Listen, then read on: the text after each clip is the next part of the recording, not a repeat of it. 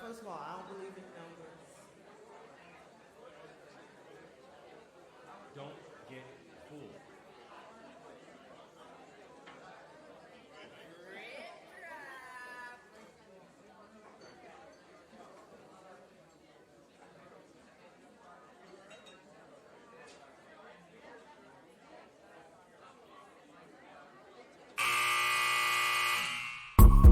The sound of the final buzzer means it's hangover time. So grab a drink and join your host, ᴊᴇᴱᴜ, for a Miami Heat Beat post-game show.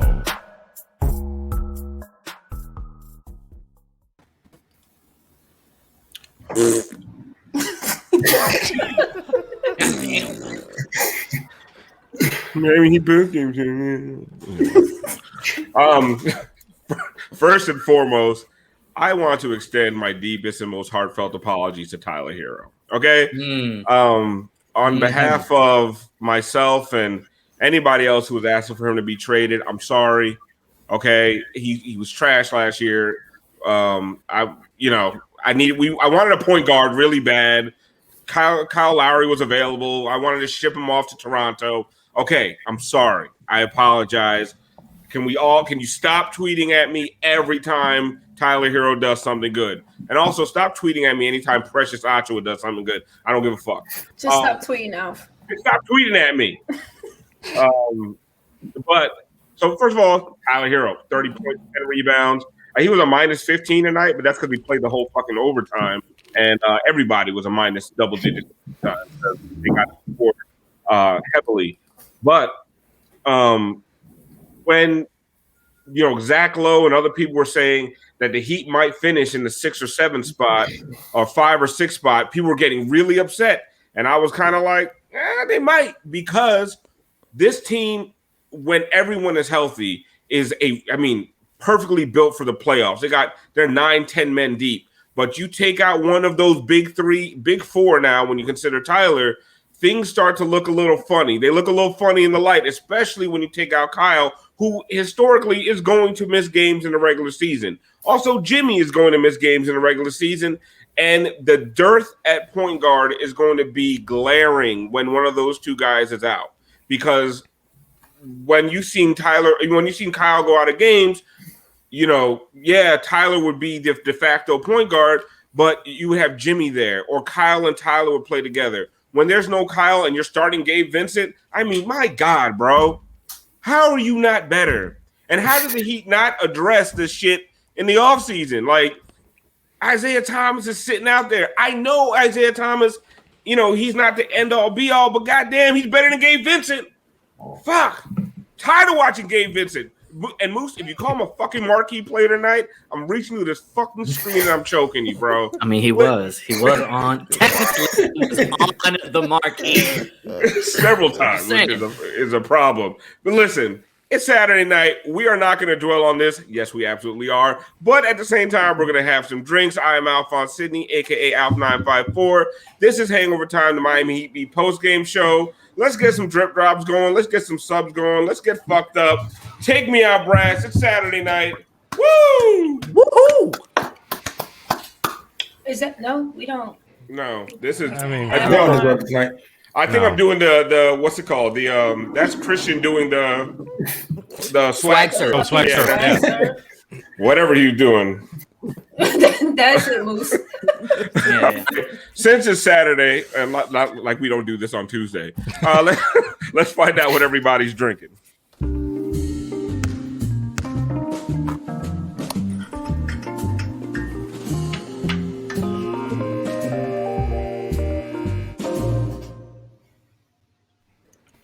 I, for one, am drinking Tito's and Sprite.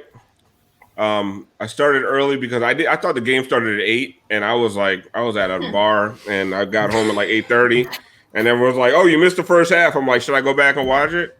And everybody's like, "No." All right, so thank you guys for saving me the pain of watching a 46-point first half. Moose, What are you drinking? I hope it's that monkey booty. You already know, Saturday night, first official drip drop night of the season. And just for that, I brought the monkey shoulder and Tyler Herro brought the double-double. So you guys might be upset about the loss, but my year of the drip drop stock is only rising. Drip drop.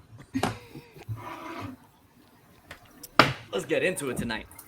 And if you guys don't know how this works on Saturdays and Fridays as well, when you guys sub, we take shots or we take swigs, whatever you want to call it. So hit us with the subs. Brass is going to call them out. Moose is going to yell obnoxiously, drip drop really loud. And we're all going to get really drunk. Well, I want to say, talking about like drip drop with Moose. Moose has been on the drip drop bandwagon. Like he started that bandwagon. I mean, he's been so into Tyler, originator, the creator. and plenty of us were shitting on him. This is true. But we should have been listening to Moose because like cryptocurrency, like if we would have just listened to people early on, like cryptocurrency, Miami, we could all be rich. Set that up. Sometimes I forget drip drop even started with Tyler. Like I just associate it with alcoholism at this point, which is fine. It's fair. Right. That's fine. Either way, you can't really lose. It transcends Tyler. But, Yes, it transcends my liver as well. Tiffany, what are you drinking tonight? Well, took it back to last season because that's what they look like. Tito's and limes.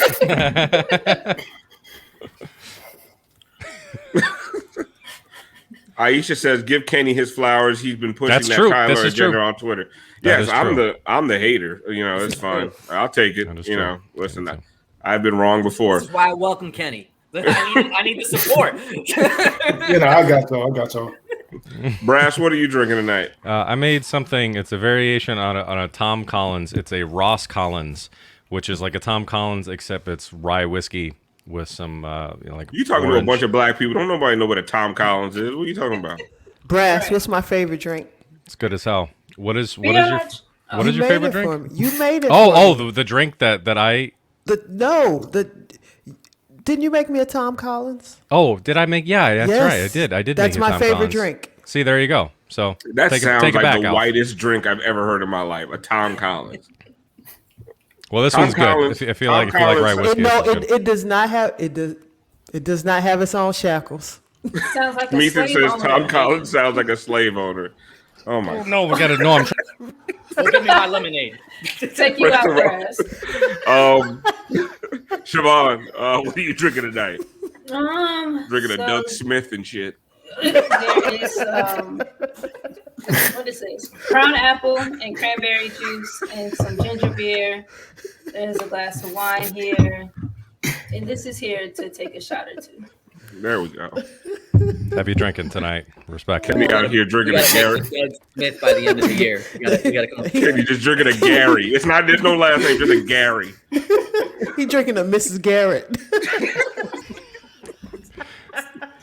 There are so many comments I cannot put up on the screen right now. I am not going to do it. I'm not. As a matter of fact, I'm going to put my hands up here just in case it goes up on the screen. You can't blame me. I didn't even want to call it. That's the one. I didn't even want to call it out. For the podcast crowd, 45 says Tom Collins chopped off Kunta's foot. Toby. Nate Turner revolted against Tom Collins.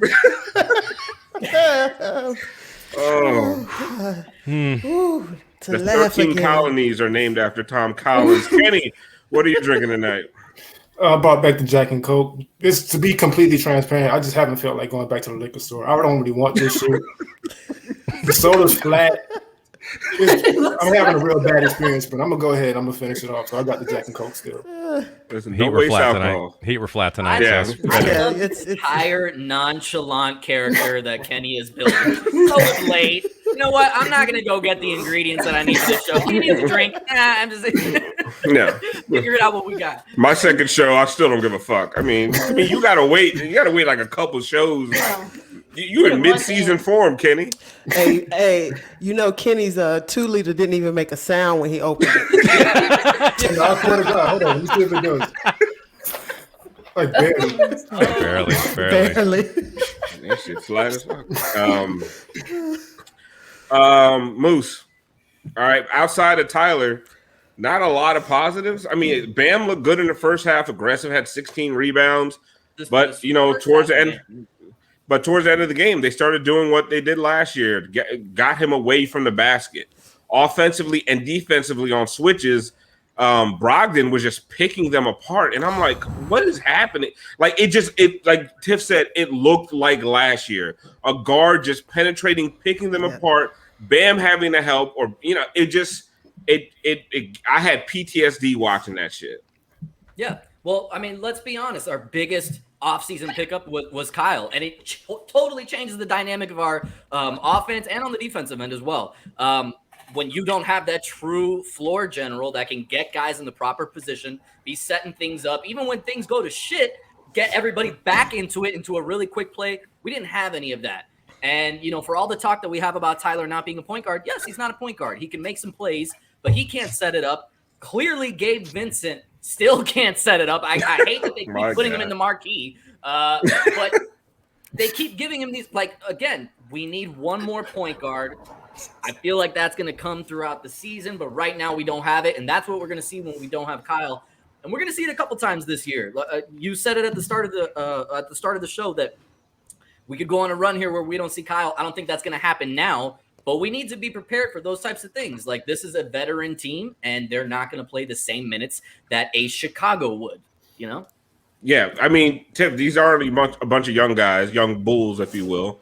Pardon the pun. But, we had Jimmy out there tonight. Jimmy's supposed to be healthy, full off season. Jimmy looked bad at times. Most of the game. But that can't be blamed on Lowry being Jimmy had a bad game. They got to stop. Everybody needs to stop on Twitter and on TV.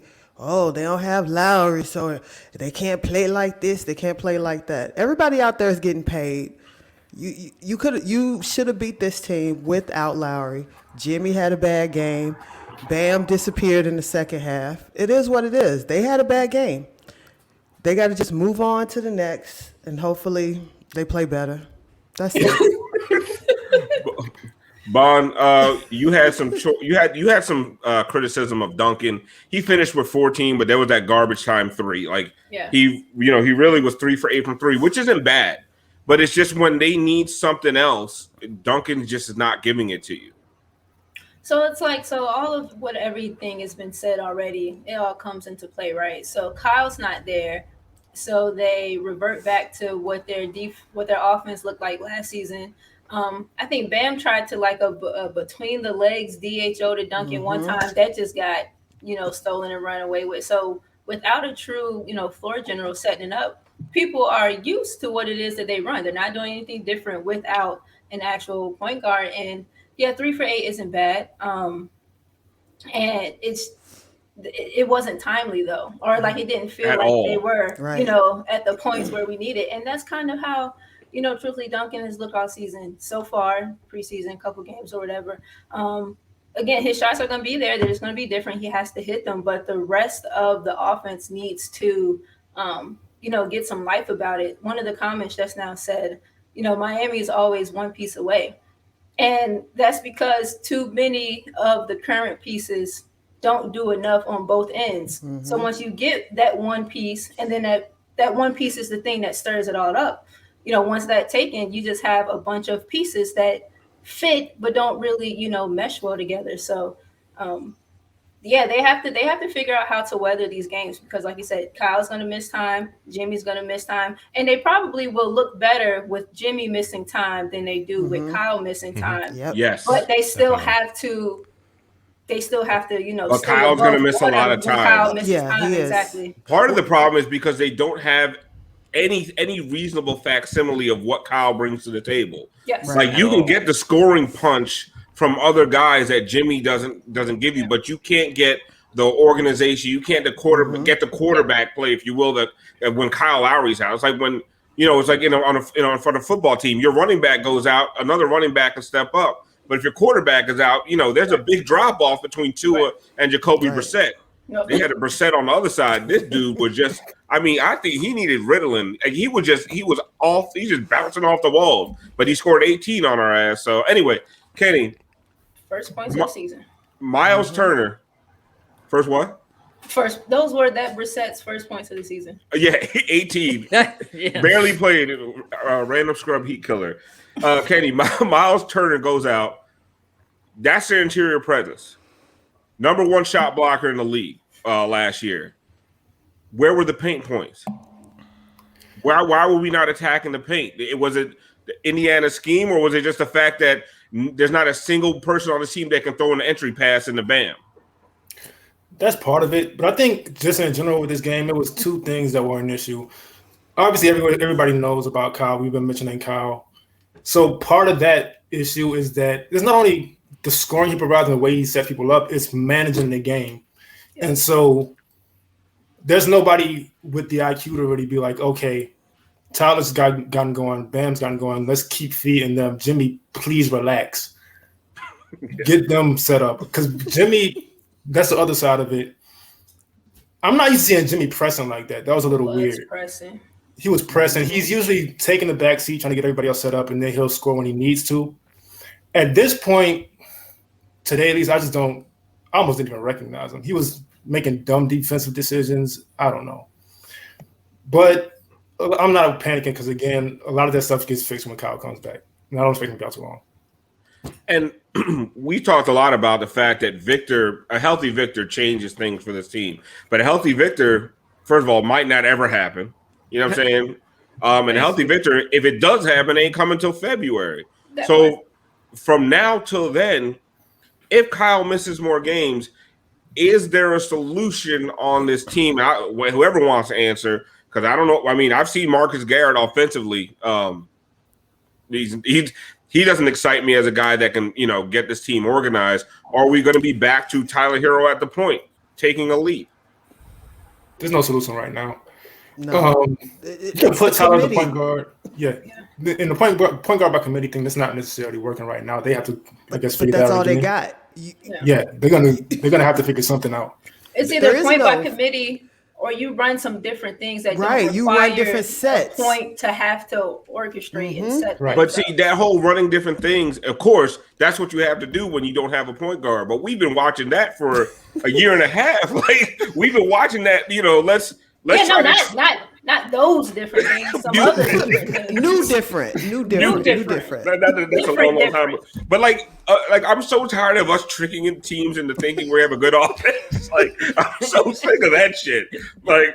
Honestly, we're gonna be going back to dribble handoffs and Duncan running around all day long. Which honestly, at some point, they probably should have just went back to. But Tyler was cooking. So, but when another thing that happened defensively, Tiff, is you close a game with Duncan and Tyler on the floor.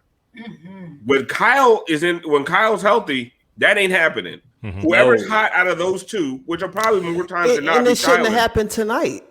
Yeah. But who's gonna play? I would have went with Strus. Yep. Because Strus was playing defense. I would have went with Strus and Tyler in the backcourt because he's bigger. He's bigger. Yeah, I would have went with Strus because at that point you need. Because you got Jimmy who kept ending up on Sabonis. Yes. And guess what? If you're going to trap and help, I would rather have Strus trapping than Duncan trapping because physically he can lean in a little bit and he doesn't have to worry about his arms. He can just use his body, have a nice lean, and have a nice posture. Duncan, for everything that he does, he always sticks his hands in, and I don't understand why. When you're 8 feet tall with your arms extended, you don't have to. And whenever his arms are extended, he don't have any balance. He's not agile. He doesn't have any. It always looks like a last-minute decision, just like like someone scared, like tickle them. Oh shit! But you could have had. But I think a more effective backcourt to end the game would have been Tyler and Strus. I like it. Yeah. 100%. Game 2, though, let's. Yeah. Listen. Yeah, but we're talking about what we just saw. Because to Alf's point earlier, I do think Marcus Garrett will get some minutes. I just don't think that's going to happen in Game 2. Yeah. Spo tends to let the guys that he was rocking with last year, at least try and keep those minutes. Yeah. Until they fade away. But I do think Marcus Garrett will get a run at some point. I really do. And Gabe was supposedly was really good in camp. I don't know what the fuck happened. I mean, yeah, but he's playing against other. I mean, I don't know. I seen Tyler Yam on yurt in training camp, so I don't really. Gabe was looking good in the Olympics too. I mean, you know, that's not what this is though. It's not playing against other NBA players. You're playing against fucking Brissett, bro. But we also got to realize that Malcolm Brogdon, he ain't no cheese sandwich. He's not. I would have loved Malcolm. Very true. But Malcolm didn't do that to Gabe. No, the other Malcolm did. Who? I don't know what that other kid's name is. They look alike. So that's Malcolm 1 and Malcolm 2. Oh, that Duarte dude? Yes. Oh, he was taking Duncan's lunch. Yeah. Can we talk about They look that? the same. So Malcolm and Malcolm just let him have it tonight. But I mean, go ahead, Siobhan. But I do think for the most part the Heat's defense was really good. They just ran out of gas when they had too many Tyler Duncan minutes to try to close the game out. So I think their defense tightened up. They didn't start off defensively good. Take me back out. Let's talk to the panel. Their defense didn't start out good. Like, it got better. In the first, 4 or 5 minutes, Malcolm number 2 was taking Duncan's lunch. And I tweeted it, there's a difference between, one-on-one defense and, positional spatial defense and help defense. Duncan has gotten noticeably better at the latter two. One-on-one, though, with, dynamic, I'm going to break you down guards, he still isn't there yet. And so they got better, but they put themselves in a hole that they sometimes tend to do, which required them to have to fight to get out, and they never did. When they were holding at one point in the middle of the fourth quarter, they had held Indiana to 10 points in the second half. Yeah. And that was a lot of Strus and Tyler or Duncan and Gabe. The Tyler Duncan minutes are rough. All of a sudden, we're getting picked. Yeah, we're getting picked apart again because it's just not dynamic enough, and we're getting picked apart again on defense where guys are getting hunted again, and that it just wasn't happening before. It's back. We're back to last season. But outside of Tyler, there was another highlight of this game. Okay, our man John Crotty.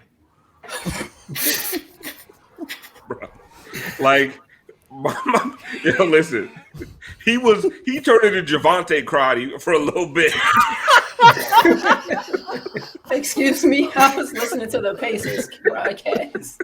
Oh, you missed this. Pop-off situation. Some Tom Collins motherfucker spilled a beer on John Crotty, and he was not fucking having it, bro. What?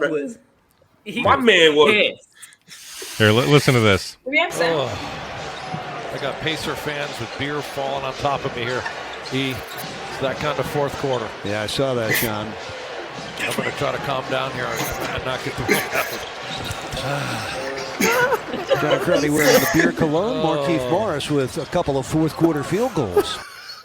He said, he basically said, these hands work. Yeah. I'm going to try to calm down right now because he was out of it. I mean, Eric kept on calling the game. He was rolling, but bro, he was pissed. He was on TV talking. He stuck the landing though because he followed it with this a couple minutes later. I'm willing to take a beer all over my back here if he can pull this off. Bareback sounds too close to bareback, and I don't know where to go from. That's going to be on Crotty After Dark this season. We got a beer-bag situation. Was that you, Brass? That's Crotty. Yo, Javante Crotty almost let loose on these fools, man. Oh, you know that lady with the sleeveless plaid button-down shirt that started that? That's who poured that beer on Crotty. I'm over here gonna start some more shit. I feel like you can hear E-Reed just oh shit, something's about to happen. Because he's I got a beer here. He's yeah, I see that. I know Crotty like a 6'6" white man. You know what I'm saying? You Tom Collins. Tom Collins, he ain't about the fucking game. Tom Collins about that shit. Oh shit. Crotty can palm a basketball. He'll put them paws on you. He was so upset.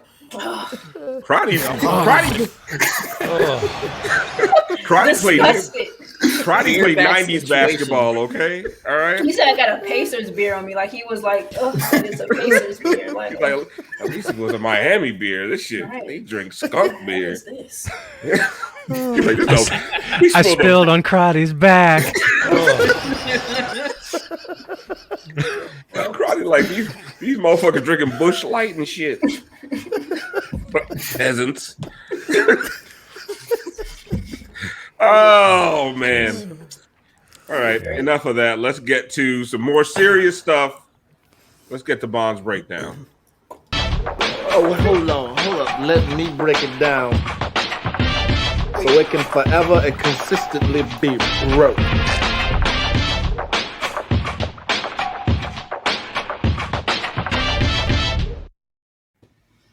So You know what? Actually, one quick thing before we get to this, we do need to show once again. Sorry, Siobhan, but this jersey that is for sale.